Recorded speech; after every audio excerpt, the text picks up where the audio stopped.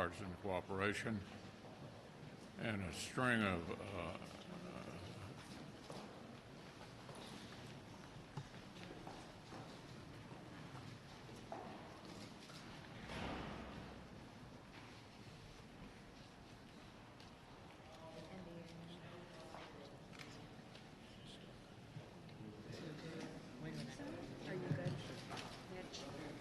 Okay, Mitch?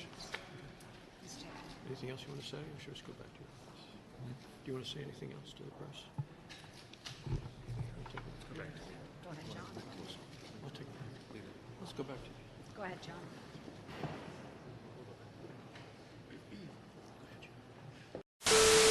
I just told David Beck his introduction is longer than my speech. Elaine and I are really excited to be back at Fancy Farm on behalf of the strongest Republican team we've ever run in our state. For those of you who keep count, this is my 28th Fancy Farm. My 28th Fancy Farm. I want to thank Father Venters and Stephen Elder for finding a way to keep Fancy Farm going, even with pork prices going through the roof.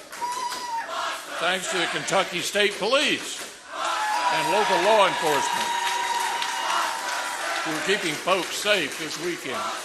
Now here's the challenge for the police. Here's the challenge for the police. With the shutdown governor in charge, I'm sure state troopers are just glad to be on church property without having to tag license plates. My friends, I'll be honest, it's not hard for Republicans to look good these days. We're up against the folks who gave you record high inflation. We're up against folks who closed schools and then told you that teachers' unions know what's best for your kids. We're up against folks who'd rather let repeat offenders walk free. We're up against folks who'd rather let repeat offenders walk free. Governor Bashir finally decided to go to Fancy. It's been the first Saturday in August, 143 years. But Andy only seems to make time for football and tearing down election day. Friends, I know something about beating Bashir.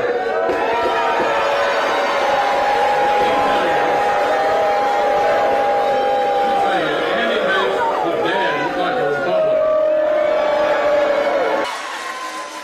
Steve Bashir, his dad, thought woke was what he did from his nightmare Senate race in 1996.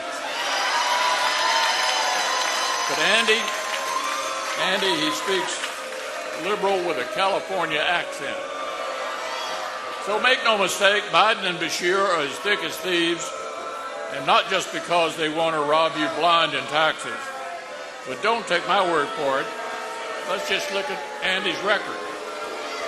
He closed down businesses and schools while keeping liquor stores open.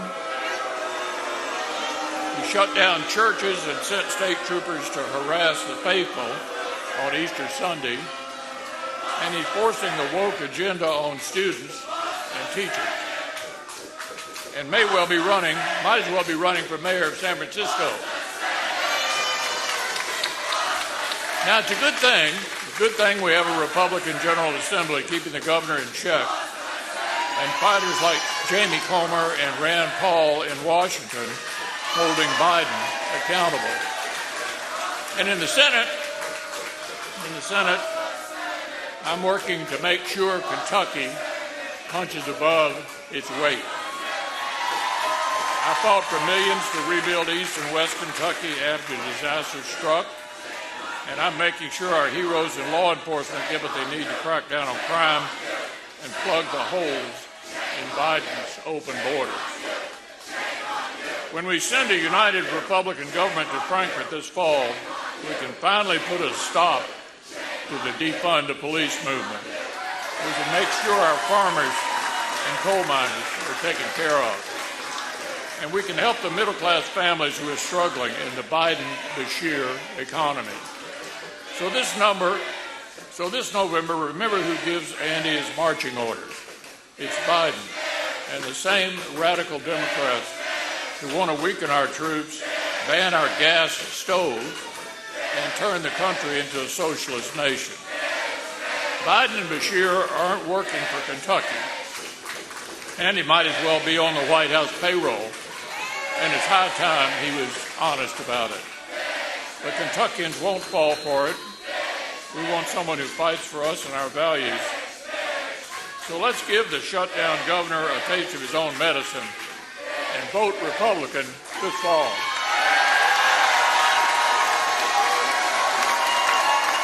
I got sandbagged.